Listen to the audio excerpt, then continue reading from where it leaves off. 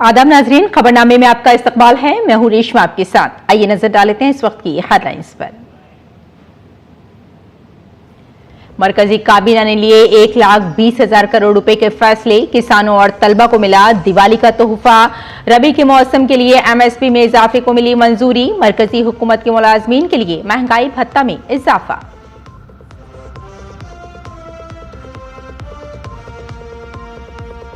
राष्ट्रीय स्वयंसेवक संघ के कयाम के 100 शानदार साल मुकम्मल। वजीर आजम नरेंद्र मोदी ने 7 साला तकरीब में जारी किया यादगारी टिकट और सिक्का।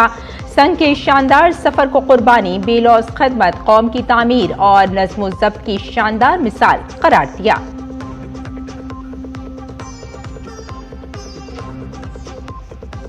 रिजर्व बैंक ऑफ इंडिया ने दूसरी बार सूद की शरहों में नहीं की कोई तब्दीली। सूद की शरह 5.5% पर बरकरार। साल 2025-26 के लिए अफरात ज़र के अंदाजे को 3.1% से कम करके 2.6% किया।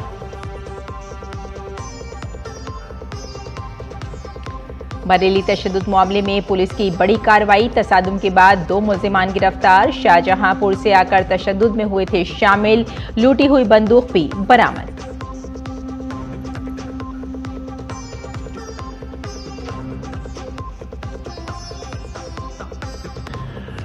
भारत के धमाकाखेज बल्लेबाज अभिषेक शर्मा ने T20 रैंकिंग पॉइंट्स रैंकिंग में रकम की तारीख के बेहतरीन रेटिंग पॉइंट्स के साथ टॉप पर अपनी पोजीशन की मजीद मजबूत। वरुण चक्रवर्ती T20 गेंदबाजी रैंकिंग में बदस्तूर चोटी पर बरकरार। और आइए अब खबरों पर डालते हैं तफसील से नजर। मरकजी काबीना की मीटिंग में आज कई अहम फैसले किए गए। मरकजी हुकूमत ने 1,20,000 करोड़ रुपए का बजट मंजूर किया। मरकजी वजीर अश्विनी वैष्णव ने काबीना के फैसलों की जानकारी देते हुए मरकजी हुकूमत के मुलाजमीन और पेंशन याफ्तागान के लिए दिवाली बोनस का भी ऐलान किया। मरकजी हुकूमत ने 1 जुलाई से महंगाई भत्ता और महंगाई राहत में 3% इजाफे को मंजूरी दी।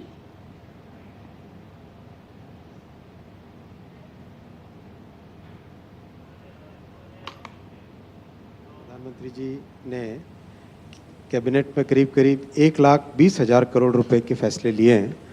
बड़े फैसले हैं और जैसा आपने देखा लगातार इन 11 वर्षों में, और विशेषकर जो प्रधानमंत्री श्री नरेंद्र मोदी जी की ऐतिहासिक तीसरी टर्म है, इसमें हमारे सेंट्रल गवर्नमेंट एम्प्लॉयज़ को, देश भर में सेंट्रल गवर्नमेंट एम्प्लॉयज़ को और पेंशनर्स को डीए और डियरनेस रिलीफ 58% हो जाएगा, यानी 3% बढ़ा। बहुत ही बड़ी अच्छी बढ़ोतरी है ये।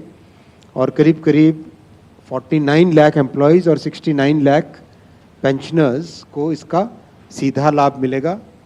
देश भर में बहुत ही अच्छा इसका इम्पैक्ट रहेगा। साथ ही साथ जो जैसा होता है केंद्र सरकार के बढ़ाने के बाद में राज्य सरकार के एम्प्लॉयज़ को भी इसका सीधा बेनिफिट मिलता है। मरकजी काबीना ने 17 रियासतों मरकज के जेर इंतजाम इलाकों में 57 नए केंद्रीय विद्यालयों को मंजूरी दी है। 20 केंद्रीय विद्यालयों को इन अजला में खोलने की तजवीज़ है, जहां फिलहाल कोई केंद्रीय विद्यालय मौजूद नहीं है। ख्वाहिशमंद अजला में 14 केंद्रीय विद्यालय, बाएं बाजू के इंतहा पसंदी वाले अजला में 4 केंद्रीय विद्यालय और पहाड़ी इलाकों में 5 केंद्रीय विद्यालय खोलने की तजवीज़ है। 5,863 करोड़ के इन्वेस्टमेंट से देश भर में नए केंद्रीय विद्यालय खोले जाएंगे। अब तक करीब देश में 1288 केंद्रीय विद्यालय चल रही हैं। 14 लाख स्टूडेंट्स हैं देश भर में। इसको और आगे बढ़ाने के लिए 57 न्यू केंद्रीय विद्यालय खोले जाएंगे। इसमें 20 ऐसे हैं जो जिन जिलों में एक भी केंद्रीय विद्यालय नहीं है उनमें 20 जोड़े गए हैं।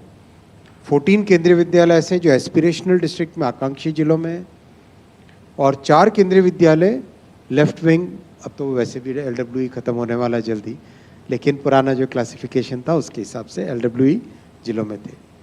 और हिली एरिया और नॉर्थ ईस्टर्न रीजन में 5 केंद्रीय विद्यालय खोले जाएंगे। और हुकूमत ने काबीना की मीटिंग में किसानों के मफाद में भी अहम फैसले किए। हुकूमत ने दालों की पैदावार बढ़ाने के लिए आइंदा 6 साल के लिए एक मंसूबे को मंजूरी दी। अश्विनी वैष्णव ने कहा कि मरकजी हुकूमत दालों की फसलों के महफूज जखीरे पर तवज्जो देगी। 11,440 करोड़ रुपीस के आउटले के साथ आत्मनिर्भर बनना पल्सेस में ये एक नया मिशन चालू किया जा रहा है। 6 साल के इस मिशन में कई सारे नए इनिशिएटिव लिए जाएंगे। सबसे पहले प्रोडक्टिविटी बढ़ाना, पल्सेस का बेटर सीड लेना, बेटर क्वालिटी के सीड में भी बेटर प्रोटीन की क्वांटिटी कैसे हो वो भी ध्यान देना। ऐसा करके जो ग्लोबल बेस्ट बेंचमार्क्स हैं उनके साथ कंपेयर करके प्रोडक्टिविटी बढ़ाना। दूसरा, पल्स कल्टीवेशन में एरिया को बढ़ाना, एक्रिएज बढ़ाना। थर्ड, कंप्लीट वैल्यू चेन पे काम करना, सीड से लेके पल्सेस के ग्रोइंग के टाइम में जो डिफ़िकल्टीज आती है उनको सॉल्व करना। इसको इम्प्लीमेंट करने के लिए बहुत बड़ा फोकस रहेगा, अच्छे बीज आए और अच्छी ट्रेनिंग दी जाए। वज़ीर-ए-आज़म नरेंद्र मोदी ने दिल्ली के डॉक्टर अंबेडकर नेशनल सेंटर में राष्ट्रीय स्वयंसेवक संघ आरएसएस की 7 साला तकरीब से खिताब किया। तकरीब में कौम पहले के जज्बे के साथ गुज़िश्ता एक सदी में मादरे हिंद की खिदमत के लिए आरएसएस की लगन को खराज तहसीन पेश किया। इस मौके पर वज़ीर-ए-आज़म ने एक खुसूसी डाक टिकट और सिक्का भी जारी किया। अपने खिताब में वज़ीर-ए-आज़म ने आरएसएस के 100 साला सफ़र और कौम के तय उसके ताउन की तारीफ की।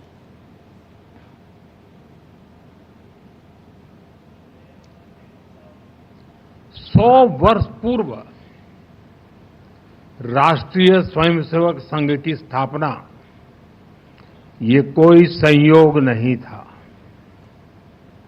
ये हजारों वर्षों से चली आ रही उस परंपरा का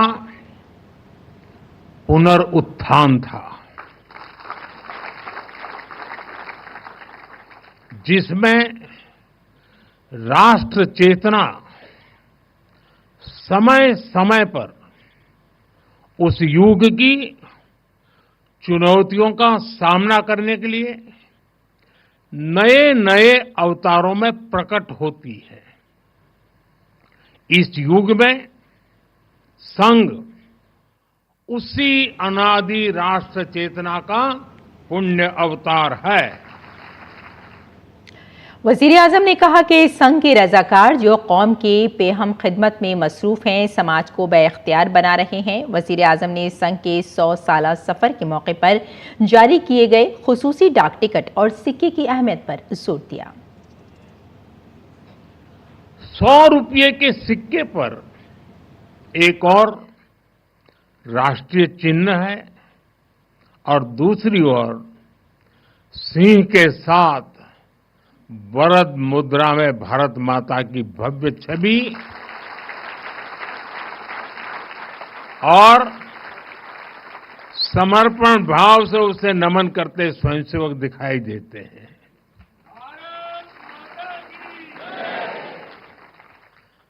भारतीय मुद्रा पर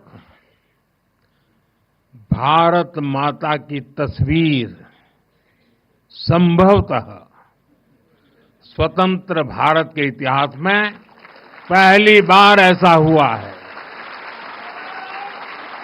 इस सिक्के के ऊपर संघ का बोध वाक्य भी अंकित है, राष्ट्राय स्वाहा इदम राष्ट्राय इदम न मम। वज़ीर-ए-आज़म ने कहा कि संघ की मुख्तलिफ शाखें कौम पहले के मुश्तरका मकसद के साथ कौम की खिदमत में मसरूफ़ हैं। वज़ीर-ए-आज़म ने कहा कि जब से संघ वजूद में आया है, मुल्क की तरजीह हमेशा उसकी तरजीह रही है। आजादी की लड़ाई के समय देखें तो परम पूज्य डॉक्टर हेडगेवार जी समेत अनेक कार्यकर्ता ने स्वतंत्र आंदोलन में हिस्सा लिया। डॉक्टर साहब कई बार जेल तक गए। आजादी की लड़ाई की कितने ही स्वतंत्रता सेनानियों को संघ संरक्षण देता रहा, उनके साथ कंधे से कंधा मिलाकर काम करता रहा। 1942 में 1942 में जब तिमूर में अंग्रेजों के खिलाफ आंदोलन हुआ तो उसमें अनेक स्वयंसेवकों को अंग्रेजों के भीषण अत्याचार का सामना करना पड़ा। आजादी के बाद भी हैदराबाद में निजाम के अत्याचारों के खिलाफ संघर्ष से लेकर गोवा के स्वतंत्रता आंदोलन और दादरा नगर हवेली की मुक्ति तक संघ ने कितने ही बलिदान दिए और भाव एक ही रहा, राष्ट्र प्रथम। लक्ष्य एक ही रहा, एक भारत श्रेष्ठ भारत। वजीर आजम ने राष्ट्रीय स्वयं सेवक संघ आरएसएस पर हमलों और उसके खिलाफ होने वाली साजिशों का जिक्र किया। उन्होंने कहा कि इसके बावजूद संघ ने तरक्कियों को करीब नहीं आने दिया है और कौम की खिदमत में मसरूफ अमल रहा। जिसने कभी कटुता को जन्म नहीं दिया, वो है प्रत्येक स्वयंसेवक का लोकतंत्र और संवैधानिक संस्थाओं में अडिग विश्वास। जब देश पर इमरजेंसी थोपी गई तो इसी एक विश्वास ने हर स्वयंसेवक को ताकत दी, उसे संघर्ष करने की क्षमता दी। इन्हीं दो मूल्यों, समाज के साथ एकात्मता और संवैधानिक संस्थाओं के प्रति आस्था ने संघ के स्वयंसेवकों को हर संकट में स्थित प्रज्ञ बना के रखा, समाज के प्रति संवेदनशील बनाए रखा। वजीर आजम ने इम्तियाजी सुलूक और छुआछूत के खिलाफ संघ की लड़ाई का जिक्र किया। उन्होंने कहा कि संघ ने मुसलसल इत्तेहाद पर जोर दिया है।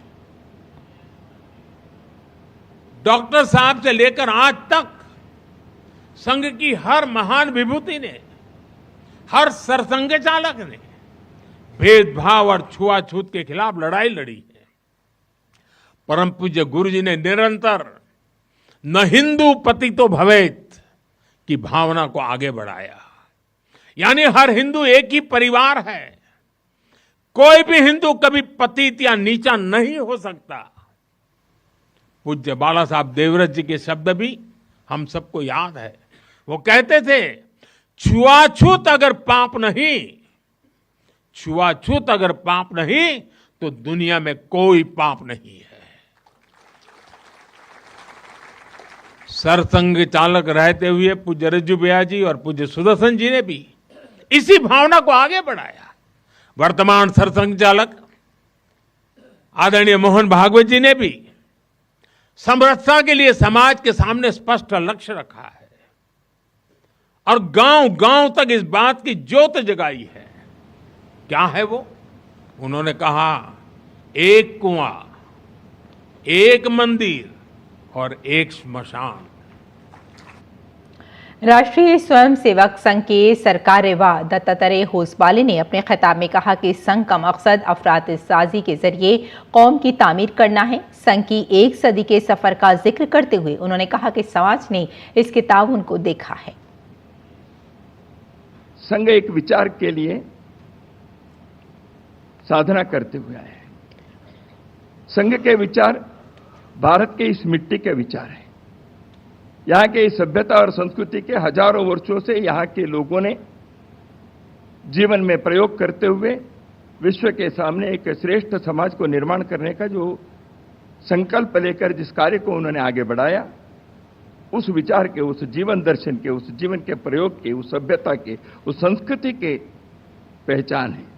इसलिए संघ के कार्य उसको स्वीकार्यता हुआ है। इसका अर्थ केवल एक संगठन के कार्य के स्वीकार्य है इतना ही मात्र नहीं है, परंतु इस विचार के, इस जीवन दर्शन के बारे में लोगों के मन में पुनः एक बार उत्साह, पुनः एक बार एक उमंग, पुनः एक बार हम विश्व में एक श्रेष्ठ समाज के नाते खड़े होने में हम सक्षम हैं, ऐसे एक भाव जगा है, उसका एक उत्सव है।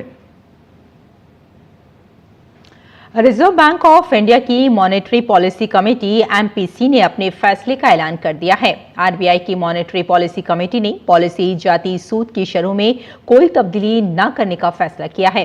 रेपो रेट 5.50%, एसडीएफ रेट 5.25% और एमएसएफ रेट 5.75% पर रखा गया है। एमपीसी ने पॉलिसी रुख को गैर जानिबदार बनाए रखा है।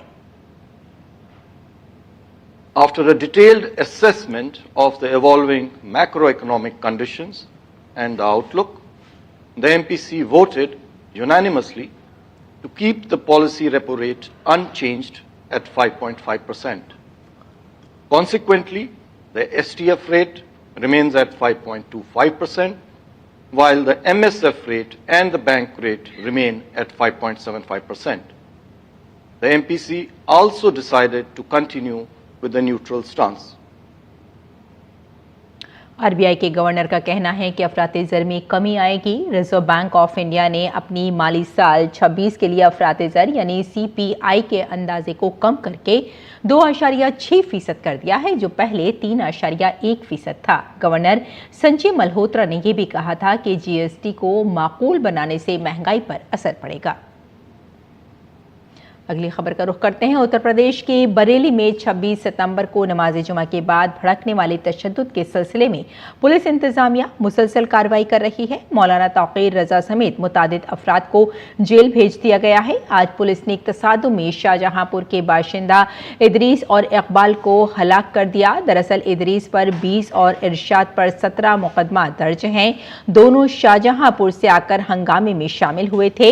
इदरीस से एसपी सिटी मानुष प्रयाग के गनर से छीनी गई एंटी टीयर गन बरामद हुई है। दोनों आंसू गैस को फरोख्त करने पर मीरगंज जा रहे थे। पुलिस ने मुखबिर की इत्तला पर कार्रवाई करते हुए तसादुम के बाद दोनों मुल्जिमान को गिरफ्तार किया। यह एनकाउंटर सीबी गुंज थाना इलाके में बंडिया नहर के करीब हुआ।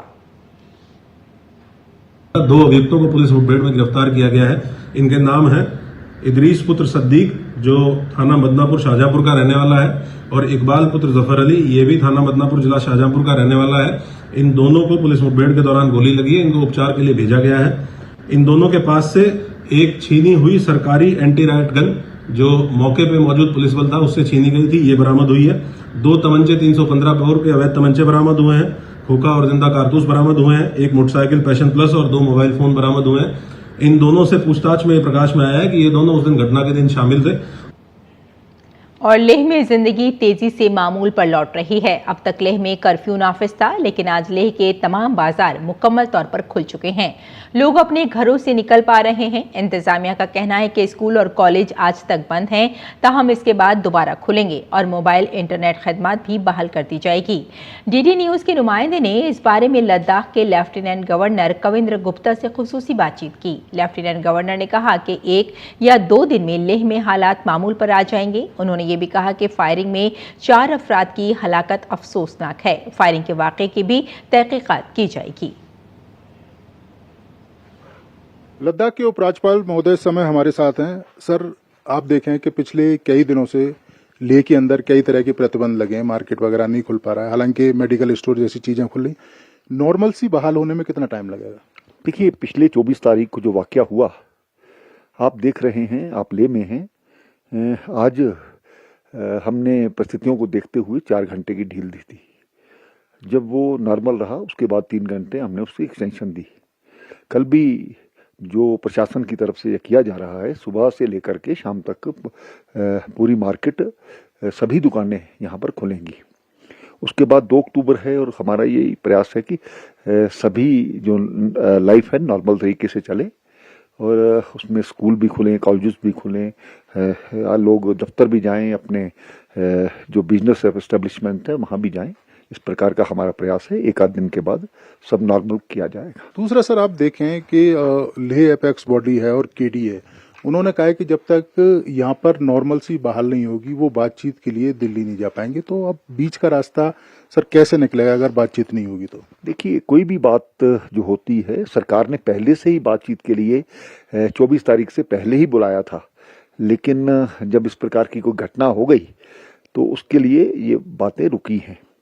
कोई भी चीजें जो तय होती हैं वो टेबल पर बैठ करके तय होती हैं, उससे ही कोई रिजल्ट दिखता है। मुझे लगता है कि संवाद एकमात्र हल है बातचीत करने का।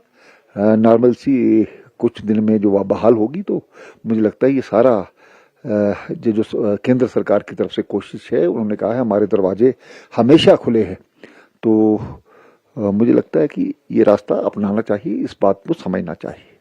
दूसरा सर, एक चीज और भी है, केडीए ने और इसके अलावा एलएबी ने जब प्रेस कॉन्फ्रेंस की तो उन्होंने ये कहा कि जो फायरिंग हुई उस पर न्यायिक जांच होनी चाहिए और इस तरह से फायरिंग नहीं होनी चाहिए, प्रोटोकॉल का पूरी तरीके से पालन नहीं किया गया, उनका ये कहना है। देखिए, बिल्कुल जांच होगी, एक तरफा बात नहीं की जाएगी। यहाँ पर जांच के कोई भी इस प्रकार की घटना होती है तो स्वाभाविक है उसमें जांच होती है और जांच तो होगी। धन्यवाद। तो ये थे हमारे साथ लद्दाख के उपराज्यपाल महोदय जो बता रहे थे कि विकास के कई सारे काम लद्दाख में हुए हैं। इसके अलावा बातचीत ही एकमात्र रास्ता है जो तमाम समस्याओं का हल खोजती है, और इसके अलावा जांच को लेकर उन्होंने कहा कि जो निर्दोष हैं उनको बिल्कुल चिंता करने की जरूरत नहीं है, उनके खिलाफ कोई कार्रवाई नहीं की जाएगी, लेकिन जो दोषी हैं उनके खिलाफ कानून अपना काम करेगा। कैमरामैन मोर मुकुट के साथ नीरज सिंह, डीडी न्यूज, ले। साथ ही लेह की उमूमी सूरत हाल को देखते हुए हमारे नुमाइंदे ने भी इस जगह का जायजा लिया। पेश है ये रिपोर्ट। लेह में अब जनजीवन धीरे धीरे सामान्य हो रहा है। अगर हम आज की बात करें तो सुबह 10 बजे से लेकर शाम के 6 बजे तक लेह मार्केट और तमाम जो दुकानें हैं वो पूरी तरीके से खुली रहेंगी। प्रशासन ने ये आदेश जारी किए हैं क्योंकि पिछले कुछ दिनों से यहाँ पर कर्फ्यू लगा हुआ था। हालांकि बीच बीच में कर्फ्यू में कुछ घंटे की ढील दी जा रही थी, लेकिन आज पूरी तरीके से जो मार्केट है वो लेके खुले हुए हैं। प्रशासन का ये कहना है कि जो स्कूल, कॉलेज और जो शिक्षण संस्थान हैं वो भी 1 तारीख के बाद पूरी तरीके से खुल जाएंगे। यानी कि जो स्टूडेंट अभी तक स्कूल और कॉलेज नहीं जा पा रहे थे वो अब कॉलेज और स्कूल जा पाएंगे या फिर कोचिंग संस्थानों में कोचिंग ले पाएंगे। इसके साथ साथ ही मोबाइल इंटरनेट की अगर हम बात करें तो प्रशासन का ये कहना है कि मोबाइल इंटरनेट भी 1-2 दिन में बहाल कर लिया जाएगा। यानी कि अब कुल मिलाकर लेह के अंदर जो स्थिति है वो पूरी तरीके से सामान्य होती जा रही है। और प्रशासन का ये कहना है कि आने वाले 1-2 दिनों में लेह जब हिंसा हुई थी उससे पहले जैसे स्थिति थी लेह में वैसी ही स्थिति रहेगी और पूरी तरीके से लेह सामान्य रहेगा। कैमरामैन मोर मुकुट के साथ नीरज सिंह, डीडी न्यूज, लेह। और मुल्क भर में नवरात्रि और दुर्गा पूजा की पेश नजर जोशो खरोश का माहौल है। शक्ति साधना के इन 9 दिनों के दौरान अकीदतमंद देवी दुर्गा की मुख्तलिफ शक्लों की पूजा कर रहे हैं। आज नवरात्रि के 9वें दिन, नवरात्रि के आखिरी दिन नवदुर्गा देवी सिद्धित्री की पूरी रसूमात के साथ पूजा की जाती है। मंदिरों में सुबह से ही अकीदतमंदों का हुजूम है। दिल्ली के तारीखी झंडेवालान देवी मंदिर में अकीदतमंदों ने देवी के नारों के साथ साथ आरती की। छतरपुर मंदिर में देवी की एक अजीमुशान पूजा का भी एहतमाम किया गया, जहां अकीदत और सजावट के संगम ने एक शानदार और दिलकश मंजर पेश किया। दरियासना अकीदतमंदों ने हरिद्वार के वैष्णो देवी मंदिर में देवी की आरती की। प्रयागराज के आलोपी शंकरी देवी शक्तिपीठ मंदिर में आज सुबह अकीदतमंदों का बड़ा हुजूम था। वज़ीर-ए-आज़म नरेंद्र मोदी ने महानवमी के मौके पर मुबारकबाद पेश की है और देवी माता के लिए वक्फ एक भजन भी शेयर किया। उन्होंने लिखा, आप सबको महानवमी की बहुत बहुत मुबारकबाद। नवरात्रि का ये पुरमसरत मौका सबके लिए खुशकिस्मती, खुशहाली और कामयाबी लाए।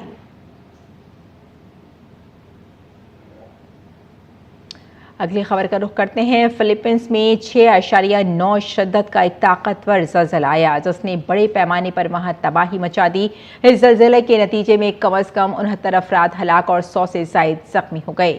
ज़लज़ले के 22 मकानात और इमारतों की दीवारें गिर गईं और बिजली की फराहमी भी मुतासिर रही। फिलीपींस के कुदरती आफात महकमे ने बताया कि ज़लज़ले का मरकज़ बोगो शहर से तकरीबन 17 किलोमीटर दूर था। आला हुकाम का कहना है कि बचाव की कोशिशें जारी हैं, नीज़ हलाकतों में मजीद इजाफे का खदशा है। और एशिया कप 2025 में अपनी धमाकेदार बाजी से अभिषेक शर्मा ने अब आईसीसी दर्जाबंदी में तारीखी रकम की है। अभिषेक ने अब ऐसी रेटिंग हासिल कर ली है जो इससे पहले दुनिया का कोई और बल्लेबाज हासिल नहीं कर सका था। आईसीसी ने एशिया कप के फौरी बाद नई T20 रैंकिंग जारी कर दी है। अभिषेक शर्मा अब भी इसमें पहले नंबर पर हैं। अभिषेक शर्मा के 926 रेटिंग पॉइंट्स हैं, जबकि श्रीलंका के खिलाफ उनकी रेटिंग 931 तक पहुंच गई थी। तो नाज़रीन, खबरनामे में फिलहाल इतना ही। इजाजत दें। आदाब।